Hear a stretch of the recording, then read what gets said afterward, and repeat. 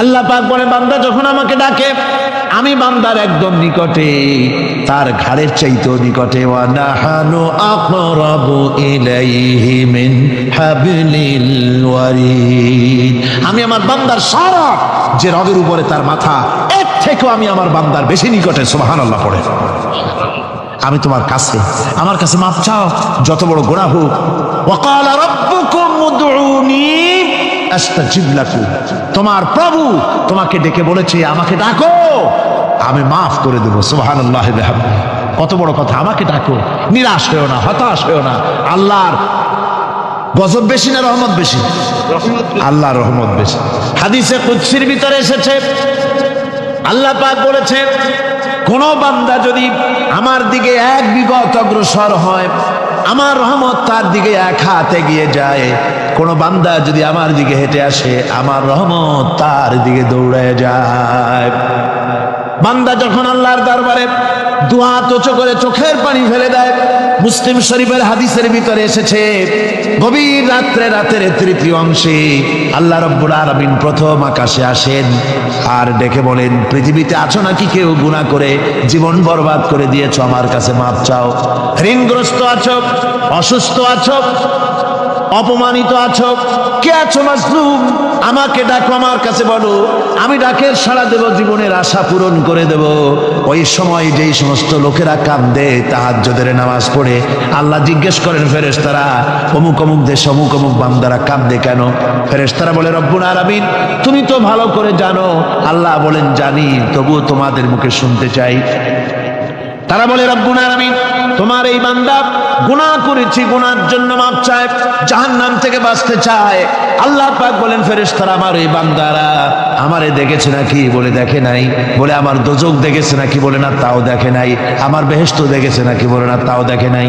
আল্লাহ পাক বলেন ফেরেশতারা সাক্ষী থাকো, ওরা আমাকে দেখে নাই, আমার বেহেশত দোজখ কিছুই দেখে নাই, শুধুমাত্র আমার নবীর কথা, আমার কোরআনের কথা বিশ্বাস করে আরামের ঘুমকে হারাম করে যেভাবে তারা কাঁদতেছে, সাক্ষী থেকে যাও ফেরেশতারা, আমার রহমতের দরিয়ায় জোশ মেরেছে, আমার ওই ক্রন্দনরত বান্দাগুলিকে আমি আল্লাহ মাফ করে দিলাম। সুতরাং মুমিন বান্দা যারা, আল্লাহর মুমিন বান্দা যারা, এই ঈমানের কোয়ালিটি, এটাও হতাশায় নিরাশায় ভেঙে পড়বে না। গুনাহ তো মানুষই করে, গুনাহ হয়ে গেছে, মাপ চাও। তোমার গুনাহ কদ্দূর? তোমার গুনাহ যদি হয় পাহাড় সমান, আল্লাহর রহমত আকাশ সমান।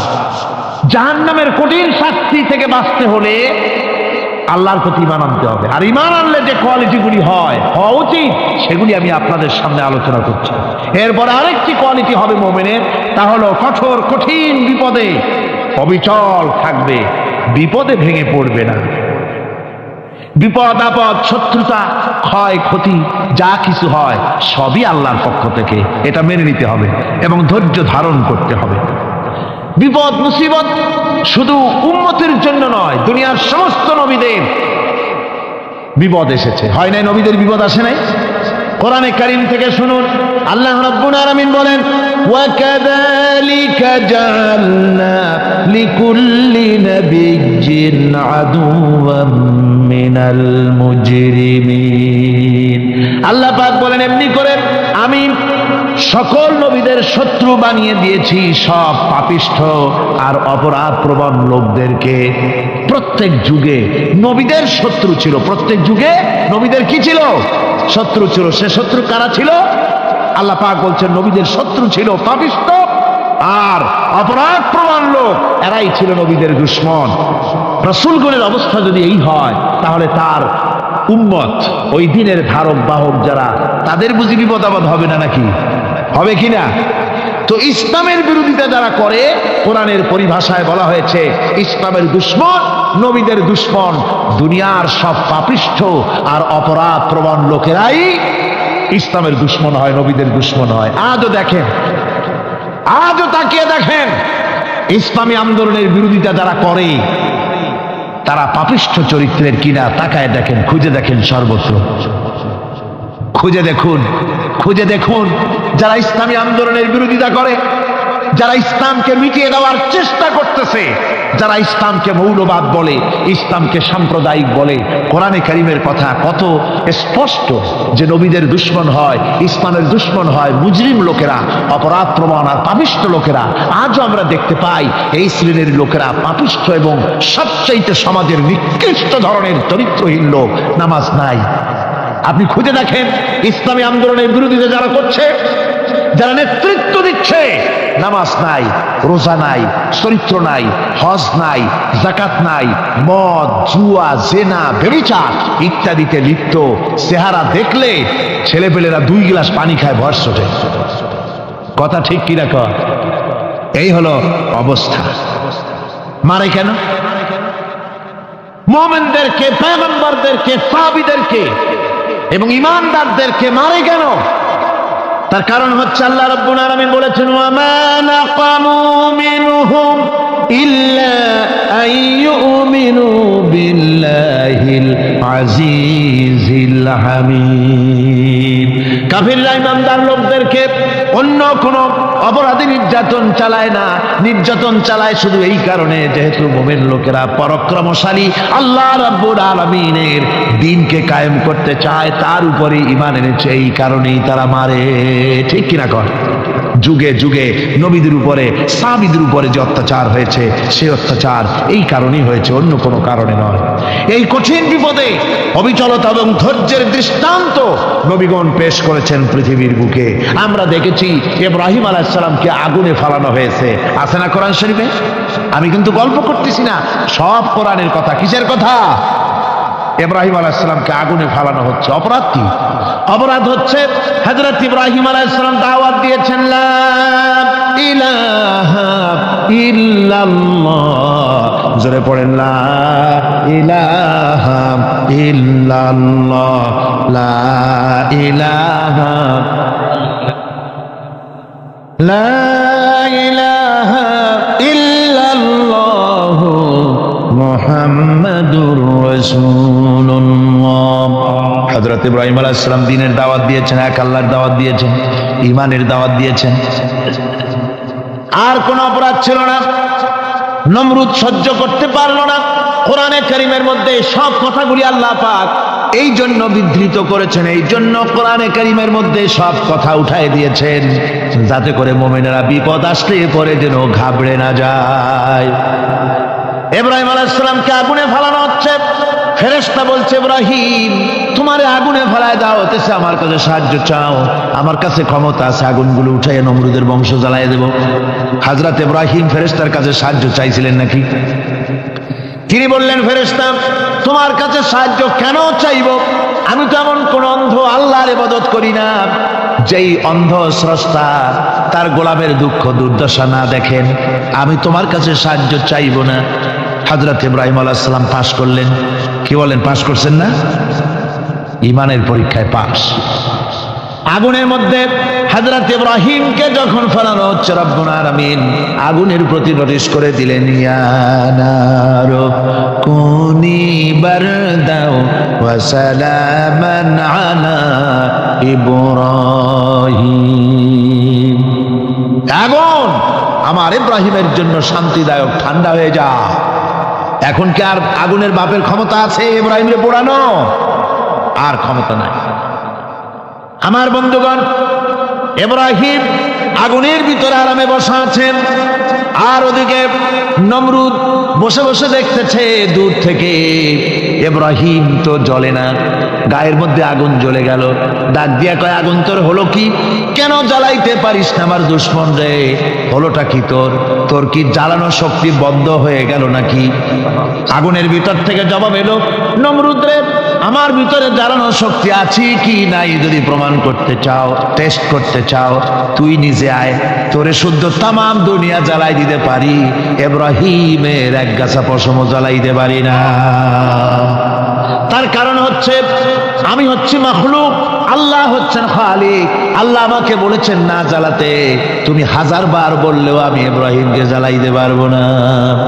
কোরআনে কারিমে ঘটনা বলে মোমেনদেরকে সাহস দেওয়া হচ্ছে, মোমেনেরা দ্বীনের কাজ করতে গিয়ে বিপদ আবাজ আসবে, ইমানের দাবি হলো বিপদ আসবে, আর বিপদ আসলে ঘাবড়ায় যেও না, মুসিবতে পড়ে চিন্তায় পেরেশানে হয়রান হয়ে যেও না।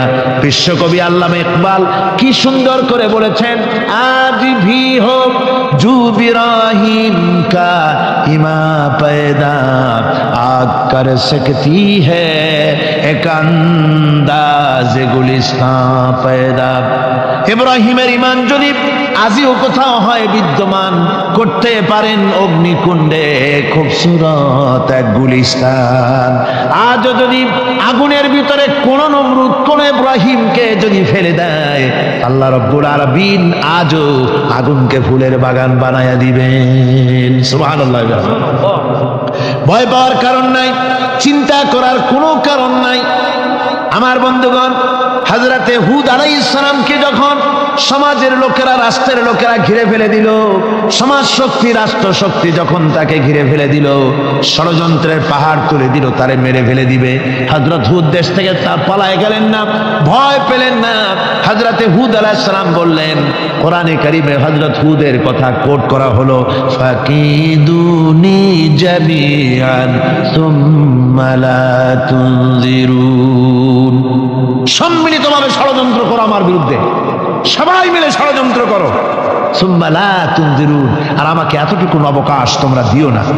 ইন্নী তাওয়াক্কালতু আলাল্লাহি রাব্বি ওয়া রাব্বিকুম, আমি ভরসা করেছি সেই আল্লাহর উপরে যার কুদরতি হাতের ভেতরে, যিনি আমাদের রব তোমাদেরও রব, আর যার কুদরতি হাতের ভিতরে তামাম পৃথিবীর জানগুলি যার হাতে, সে আল্লাহর উপরে ভরসা করেছি। ষড়যন্ত্র যদ্দূর আছে করতে থাকো, আমি ষড়যন্ত্র পরোয়া করি না। সুবহানাল্লাহ। এটাই হলো মুমিনের কোয়ালিটি। শুধু ঈমান, লা ইলাহা ইল্লাল্লাহ মুহাম্মাদুর রাসূলুল্লাহ, গরুর গোশত খাই, আর রবিউল মাস আসলে পরে ইয়া নবী সালাম আলাইকা, ইয়া রাসূল সালাম আলাইকা, তারপরে গরম গরম জিলাপি আর রসগোল্লা খাইলাম খুব বেশি করিয়া, এর নাম মুমিন নয়। মুমিন হচ্ছে তার চলায় ফেরায়, ওঠায় বসায় সাহসিকতার এক আন্দাজ তৈরি হবে সে। আমার ভাইয়েরা, বিপদে অবিচলতা আমাদেরকে পয়গম্বরেরা শিক্ষা দান করেছেন। আমরা দেখতে পেয়েছি বিশ্বনবী জনাবে মুহাম্মদুর রাসূলুল্লাহ সাল্লাল্লাহু আলাইহি ওয়াসাল্লাম হিজরতের রাত, কাফেররা চতুর্দিকে দাঁড়ানো, হযরত জিবরাইল এসে বলেন, ইয়া রাসূলুল্লাহ, হে কাফেররা চতুর্দিকে ঘিরে দাঁড়িয়েছে, গভীর রাত, এখন হাতে তাদের তরবারি, সকাল হলে পরেই তারা আপনাকে মেরে ফেলে দেবে, তাড়াতাড়ি ওঠেন, মদিনার দিকে চলে যান। আল্লাহ নবী ঘুমের থেকে জেগে হযরত আলীকে ডেকে বলেন, আলী, আল্লাহ অর্ডার করেছেন আমি মদিনায় চললাম, আমার বিছানার পরে আমার চাদর গায়ে দিয়ে শুয়ে থাকো। হযরত আলী বলেন, আল্লাহর হাবিব, আপনার চাদর গায়ে দিয়ে ঘুমিয়ে থাকবো, সকালবেলায় কাফির বেঈমানেরা আপনার বিছানার পরে আপনার চাদর গায়ে দেওয়া অবস্থায় আমি আলীকে তারা মুহাম্মদ মনে করবে, আর আমি আলীকে নবী মনে করে তারা তাদের তরবারি দিয়া কেটে কেটে টুকরা টুকরা করে আমারে বিদায় করে দেবে দুনিয়া থেকে। এতটুকুনো পরোয়া করি না, বরং আমার দিলের মধ্যে এটাই তৃপ্তি থাকবে যে আমি আলীর জীবনের বিনিময় আল্লাহর হাবিব দুনিয়ায় বেঁচে আছেন। নবীজি ঘরের থেকে বেরোলেন, চতুর্দিকে কাফেররা দাঁড়ানো, আল্লাহ নবী হাতে এক মুষ্টি বালু হাতে নিয়ে শাহ হাতেল বজু পড়ে 3 বার দম করে বালুগুলো ছেড়ে দিলেন। বালিগুলি ঘরের চতুর্দিকে কাফেরদের চোখে চলে গেল। পরবর্তী সময় রব্বুল আলামিন ডেকে বলেন, নবীরে, বালি যখন নিক্ষেপ আপনি করেছিলেন গোলাগুলি, আপনি তো শুধু নিক্ষেপ করেছিলেন, কিন্তু চতুর্দিকে কাফেরদের চোখে গেল কেমনে? একদিকে মেরেছিলেন, সেই দিকেই তো যাওয়ার কথা ছিল, চতুর্দিকের কাফেরের চোখে চোখে সেগুলো পৌঁছে গেল কেমনে? ওয়ামা রামাইতা ইদ রামাইতা ওয়ালাকিন্নাল্লাহ রামা। আপনি নিক্ষেপ করেন নাই, যখন আপনি নিক্ষেপ করেছিলেন আপনি তো শুধু বালু কণা ছেড়েছেন, আর ওই বালু কণাগুলি ঘরের চতুর্দিকে সব কাফেরদের চোখে পৌঁছবার দায়িত্ব আমার কুদরত গ্রহণ করেছিল। আমার ভাইয়েরা, নবীজি বিপদে এতগুলি শত্রু তরবারি নিয়ে তিনি বিপদে ধৈর্যহারা হন নাই, আস্তে করে ঘরের থেকে বেরিয়ে হযরত আবু বকরের বাড়িতে গিয়ে হাজির। দরজায় গিয়ে আওয়াজ দিলেন আবু বকর, অমনি দরজা খুলে গেল। লাব্বাইক ওয়া সাদাইক। হুজুর বলেন আবু বকর রে, একটা ডাকে কেমনে সাড়া দিলে? তুমি কি ঘুমাইছিলে না? হযরত আবু বকর বলেন হুজুর, আপনি বলেছেন আমাকে নিয়ে হিজরত করবেন, আমি মনে মনে চিন্তা করেছি না জানি কত রাত্রে নবীজি আসেন, উঠতে যদি আমার দেরি হয়ে যায়, নবীজি যদি দরজার কাছে দাঁড়ায় দাঁড়ায় আমারে ডাকাডাকি করে আর আমি যদি ঘুমায় থাকি, তাহলে আল্লাহর নবীর সঙ্গে বেয়াদবি হয়ে যাবে। এই মনে করে বিছানায় না ঘুমাইয়া আপনার গলার আওয়াজ শোনার জন্য এই দরজার সঙ্গে পিঠ লাগাইয়া লাগাইয়া দাঁড়াইয়া ঘুমাচ্ছিলাম। আল্লাহর নবী হযরত আবু বকরকে সঙ্গে করে নিয়ে চললেন মদিনার দিকে, উল্টা পথে রওনা করলেন। বারবার কাবা শরীফের দিকে তাকাতে লাগলেন। বুখারী শরীফে এসেছে নবীজি বারবার কাবার দিকে তাকিয়ে বলতেছেন, রে কাবা, বড় আশা ছিল তোর কাছে থাকবো, তোর খেদমত করব, কিন্তু তোর নিষ্ঠুর সন্তানেরা তোর কাছে আমারে থাকতে দিল না রে। আল্লাহ নবী মিসফালা দিয়ে জাবালে কেদোয়ার উপর দিয়ে চলে গেলেন জাবালে সুরে। গুহার কাছে যখন গিয়েছেন হযর রক্ত হয়ে গেল। হযরত আবু বকর রাদিয়াল্লাহু তাআলা আনহু বলছেন, হুজুর আর উপায় নাই, দিন হয়ে গেল, এখন বুঝি ধরা পড়ে যাব, ওই গুহার মধ্যে গিয়ে আশ্রয় নেই। তবে আপনি দাঁড়ান, গুহার ভিতরেই পাহাড়িয়া গুহা, বিচ্ছু থাকতে পারে, সাপ থাকতে পারে, আমি আগে ঢুকি, যদি কোনো হিংস্র প্রাণী থাকে আমার উপর দিয়ে আঘাত হয়ে যাক, আল্লাহর নবী হেফাজতে থাকুন। হযরত আবু বকর রাদিয়াল্লাহু তাআলা আনহু গুহার ভিতরে নামলেন। নেমে গুহা সাফ করে হুজুরকে ডাকলেন। হুজুর তাশরীফ ফরমালেন গুহার মধ্যে। হুজুর বলেন, আবু বকর, হেঁটে হেঁটে কষ্ট হয়ে গেছে, তুমি বসো, তোমার উরুর উপরে মাথা রেখে আমি একটু ঘুমায়ে যাই। আল্লাহর হাবিব ঘুমায়ে গেলেন। হযরত আবু বকর লক্ষ্য করে দেখেন চতুর্দিকে অনেকগুলি গর্ত দেখা যায়। এই গর্ত থেকে সাপ আসতে পারে, বিচ্ছু আসতে পারে মনে করে নিজের গায়ের চাদর ছিঁড়ে ছিঁড়ে গর্তগুলি বন্ধ করা শুরু করে দিলেন। কয়েকটা গর্ত বন্ধ করার মতো চাদর আর নাই, পাও দিয়ে চেপে ধরলেন। এক পাহাড়িয়া বিষধর সাপ বেরোবার জন্য চেষ্টা করে বেরোবার পথ খুঁজে না পেয়ে হযরত আবু বকরের পায়ের উপরে দংশন করেছে। বিষের যন্ত্রণায় হযরত আবু বকরের চোখ থেকে পানি দরদর করে পড়ছে। রাসূলুল্লাহর ঘুম ভেঙে গেল। আল্লাহর নবী তাকিয়ে বলেন, আবু বকর, চোখে পানি কেন? বাড়ির কথা বুঝি মনে পড়ে গেছে? হযরত আবু বকর বলেন, ইয়া রাসূলুল্লাহ, আল্লাহর নামে কসম করে বলি, যেই দিন আমি ঈমান এনেছি ওই দিন থেকে আমার মা বাপ, আমার কোলে আমার সন্তান, আমার স্ত্রী, আমার জায়গা জমি ঘর বাড়ি, এমনকি আমার নিজের আত্মার চাইতে হুজুর আপনারে ভালোবাসি বেশি। তাহলে কাঁদো কেন? হযরত আবু বকর বলেন, হুজুর বাড়ির জন্য কাঁদি না, ছেলেপেলের জন্য কাঁদি না, সাপে দংশন করেছে, যন্ত্রণায় কাঁদতেছি। আল্লাহ নবী সঙ্গে সঙ্গে মুখ থেকে থুতু বার করে যন্ত্রণার জায়গায় লাগাই দিলেন। সঙ্গে সঙ্গে যন্ত্রণা বন্ধ হয়ে গেল। হুজুর বললেন, আবু বকর, প্রথম যখন তোমার এই আঘাত করেছিল সাপে, আমাকে কেন তাড়াতাড়ি বলো নাই? এতক্ষণ তো তোমার কষ্ট হতো না। হযরত আবু বকর বলেন, ইয়া রাসূলুল্লাহ, ওটা তো সাপে কাটার যন্ত্রণা, ওই যন্ত্রণায় আমার রক্ত জ্বলতেছে, যন্ত্রণায় যন্ত্রণায় আমার কলেজাটা যদি ফেটেও যেত। আল্লাহর হাবিব আরাম ফরমাচ্ছিলেন, আমি তাকে আরামে বিঘ্ন ঘটাতে পারতাম না। আমার ভাইয়েরা, হযরতে আবু বকর, হযরতে রাসূল দুজন বসে আছেন। এমনি সময় কাফের বেঈমানেরা খুঁজতে খুঁজতে জায়গা মতো এসে গেছে। একজনে বলে ভিতরে আছে, আর একজনে বলে নাই। পায়ের যদি থাকবে তাহলে মাকড়সায় জাল বুনালো কি করে, পাখি ডিম পেড়ে বসে আছে কি করে, তাদের সন্দেহ হতে লাগলো। এর মধ্যে নাই একজন বলে আছে আর একজন বলে নাই। হযরত আবু বকর ভয়ের চোটে কেঁদে ফেলেছেন, হুজুর আর উপায় নাই। এই যে অবস্থা, এই অবস্থার ভিতরে, এই অবস্থার ভেতরেও আল্লাহ নবী এতটুকু ঘাবড়ে যান নাই।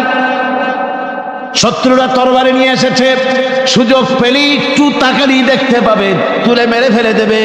আল্লাহর হাবিব মোটেই ধৈর্য হারালেন না, এতটুকু হতাশ হলেন না। আল্লাহ পাকের হাবিব তার সাথীকে কি বললেন? তখন কোরআনে কারীম সূরা তাওবার মধ্যে আল্লাহ তা উদ্ধৃত করেছেন মুমিনদের জন্য, ইযহুমা ফিল গার ইয ইয়াকুলু লিসাহিবিহি লা তাহজান ইন্নাল্লাহা মা'ানা। ও আমার সাথী, ও বন্ধু, ভয় করো না, চিন্তা করো না, আমরা মাইনরিটি নই, আমরাই মেজরিটি। তার কারণ আল্লাহ আমাদের সাথে আছেন। সুবহানাল্লাহ, আল্লাহ আমাদের সাথে আছে। আর বন্ধুগণ, কোরআনে কারীমে রব্বুল আলামিন বলেন, ফাআনজালাল্লাহু সাকিনাতাহু আলাইহি ওয়া আইয়াদাহু বিজুনুদিন লাম তারাওহা। আল্লাহ পাক তার মনের মধ্যে গভীর প্রশান্তি এবং স্বস্তি দান করলেন, আর এমন সৈন্য দিয়ে সাহায্য করলেন যে সৈন্যদেরকে তোমরা দেখতে পাও না। এভাবে করে রব্বুল আলামিন মুমিনদের বিপদে আপদে মুসিবতে সব সময় আল্লাহ পাক মুসলমানদেরকে সাহায্য করেছেন। জোরে বলেন সুবহানাল্লাহ। মুমিনদের সাহায্যকারী আল্লাহ। তাই ইসলামী আন্দোলনের সাথে যারা আছে, যারা কর্মী, যারা নেতা, যারা মুমিন, যারা ঈমানদার, মেঘের মতো প্রচন্ড কালো মেঘ হয়ে চতুর্দিক থেকে অন্ধকারের মতো সে এসেছে বিপদ, কোন বিপদ না। আল্লাহ পাক সাহায্যকারী। কে সাহায্যকারী? জোরে বলেন, সাহায্যকারী কে? আল্লাহ সুবহানাহু ওয়া তাআলা। তিনি সাহায্য, ভয় নাই। আল্লাহ পাকের উপর ঈমান আনলে পরে কলিজার ভিতরে দুর্জয় সাহসের সৃষ্টি হয়ে যায়, কোনো ভয় অন্তঃকরণে তার থাকে না। আল্লাহ পাক সাহায্য করেন। আর আল্লাহর উপরে ঈমান আনলে পরে রব্বুল আলামিন বলেছেন, ইয়া আইয়ুহাল্লাযীনা আমানু হাল আদুল্লুকুম আলা তিজারাতিন তুনজিকুম মিন আযাবিন আলীম। এমন একটা ব্যবসার কথা কি বলবো না, যে ব্যবসায় তোমাদেরকে জাহান্নামের আযাব থেকে বাঁচায় দেবে। তার প্রথম কাজই হলো আল্লাহর প্রতি ঈমান আনা। ঈমান আনলে পরে এই সমস্ত গুণ তৈরি হয়ে যায়। আর ঈমানে সবচাইতে উপকৃত হয় সমাজের লোকেরা, রাষ্ট্রের লোকেরা, পরিবারের লোকেরা, দেশের মানুষ উপকৃত হয় মুমিনদের দিয়ে ঈমানের কারণে। তার কারণ হলো একজন মুমিন, একজন ব্যক্তি যখন ঈমানদার হয়, মুমিন হয়ে যায়, আল্লাহর প্রতি যখন প্রগাঢ় বিশ্বাস তার এসে যায়, তখন সেই ব্যক্তি নৈতিকতার মান তার বেড়ে যায়। জোরে বলেন সুবহানাল্লাহ। নৈতিক চরিত্রের উপরে সে প্রতিষ্ঠিত হয়, সে মিথ্যা বলতে সাহস পায় না। মুমিন ব্যক্তি মিথ্যা বলতে সাহস পায় না। কেন পায় না? মিথ্যা বলতে সাহস পায় না, ঠকাতে সাহস পায় না, ওজনে কম দিতে সাহস পায় না, শয়তানি বদমাশি করতে সাহস পায় না। তার কারণ হলো আল্লাহ পাক বলে দিয়েছেন, মুমিন কোরআনের ভিতরে পড়েছে, ইয ইয়াতালাক্কাল মুতালাক্কিয়ানি আনিল ইয়ামিনি ওয়া আনিশ শিমালি কাঈদ। দুজন নিয়ন্ত্রণকারী ফেরেশতা তোমার ডানে এবং বামে বসে বসে তোমাকে নিয়ন্ত্রণ করছে। কোথায় যাও, কি করো, এই ফেরেশতারা বসে বসে সব দেখতেছে। মা ইয়ালফিযু মিন কাওলিন ইল্লা লাদাইহি রাকীবুন আতীদ। মানুষ এমন কোনো কথা বলে না যা ফেরেশতারা রেকর্ড না করে, সব রেকর্ড হয়ে যায়। তাই মুমিন ব্যক্তি দায়িত্বহীন কথা বলতে পারে না। মুমিন ব্যক্তির চরিত্র ভালো হয়ে যায়। সে যে কথা বলে বুঝে শুনে কথা বলে, সে যে ওয়াদা করে বুঝে শুনে ওয়াদা করে। যেহেতু সবকিছুর জবাব কিয়ামতে দিতে হবে। কোথায় দিতে হবে? কোথায় দিতে হবে? কিয়ামতে আল্লাহর দরবারে জবাব দিতে হবে। মহান আল্লাহ রাব্বুল আলামিন বলেছেন, ওয়ালাকাদ খালাকনাল ইনসানা ওয়া না'লামু মা তুওয়াসবিসু বিহি নাফসু।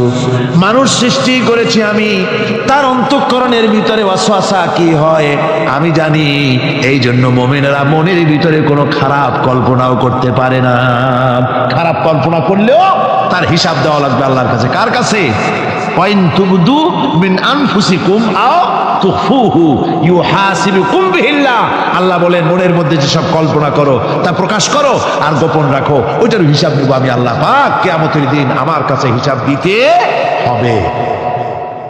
বন্ধুগণ, এই জন্য মুমিন যারা, মুমিনদের চরিত্র প্রতিষ্ঠিত হয়, মুমিনদের ধারণা থাকে যেখানেই যাই না কেন, যেখানেই বসি না কেন, সেখানেই আল্লাহ, আল্লাহ ছাড়া কোনো জায়গা নাই। আছে নাকি? আছে। আল্লাহ পাক বলেন, মা ইয়াকুনু মিন নাজওয়া সালাসাতিন ইল্লা হুয়া রাবিউহুম। তোমরা যেখানে তিনজন মিলে পরামর্শ করো, মনে রেখো তিনজন নয়, ওখানে চতুর্থ সত্তা আমি রব্বুল আলামিন তোমাদের কাছে আছি। সব শুনি আর দেখি, পাঁচজন যেখানে হও সেখানে আমি ষষ্ঠ। এর থেকে যদি কম হও, এর থেকে যদি বেশি হও, বান্দারে তুমি আছো যেখানে আমি আল্লাহ আছি সেখানে। উপায় নাই, সব জায়গায় আমি দেখতে পাচ্ছি। শুধু তাই নয়, রাত্রিবেলায় মানুষেরা গোপনে পরামর্শ করে, করে না? করে কিনা? রাতে রাতে পরামর্শ করে, এক জায়গায় বসে, ফলের মধ্যে, পাহাড়ের মধ্যে, কোন জায়গায় বসে পরামর্শ করে। কি পরামর্শ? ইসলামী আন্দোলনের লোকদের মারবে, কোথায় তাদের ধরবে, কোথায় তাদের অত্যাচার করবে, এই সমস্ত পরামর্শ করে। আল্লাহ পাক বলছেন, শুনুন, আল্লাহ রাব্বুল আলামিন বলেন, ওয়া হুয়া মাআহুম ইয ইউবাইতুনা মা লা ইয়ারদা মিনাল কাউল ওয়া কানা আল্লাহু বিমা ইয়ামালুনা মুহিতা। আল্লাহ পাক বলেন, তিনি তো ঠিক সেই সময়ও তোমাদের কাছে থাকেন যখন তোমরা নিজেদের ঘরের মধ্যে বসে, কোনো এক জায়গায় বসে আল্লাহর মর্জির খেলাফ পরামর্শ করো, আল্লাহ তখনও তোমাদের কাছে থাকেন। আল্লাহর ইহাতা থেকে, আল্লাহর কর্তৃত্ব থেকে বেরিয়ে যাওয়ার কোনো উপায় নাই। সুতরাং গোপনে বলেন, প্রকাশ্যে বলেন, যেভাবেই যা কিছু করা হোক না কেন, আল্লাহর কাছে আমাদের সমস্ত অপরাধগুলি ধরা হয়ে যায়। আর এটাই হচ্ছে ঈমানের সীমা পরিসীমা। তিলকা হুদুদাল্লাহ ফালা তা'তাদুহা। তিলকা হুদুদুল্লাহ, এটাই হচ্ছে আল্লাহর সীমানা। ঈমানের এই সীমারেখা বজায় রেখে, ঈমানের উপরে মজবুত করে কোনো ব্যক্তি, পরিবার, সমাজ, রাষ্ট্র যদি তৈরি হয়, তাহলে সেই সমাজই শান্তি আসে, সেই সমাজই আরাম আসে, সেই রাষ্ট্র শান্তিপূর্ণ হয়, সেখানে দিন কায়েম হয়, মানুষ সুখ সমৃদ্ধি খুঁজে পায়। সুতরাং আমরা আজকে আলোচনা করলাম ঈমানের কোয়ালিটি। কি আলোচনা করলাম? ঈমানের কোয়ালিটি। এই কোয়ালিটি দিয়ে যেন আল্লাহ আমাদেরকে ভরপুর করে দেন। জোরে বলেন আমিন। আরো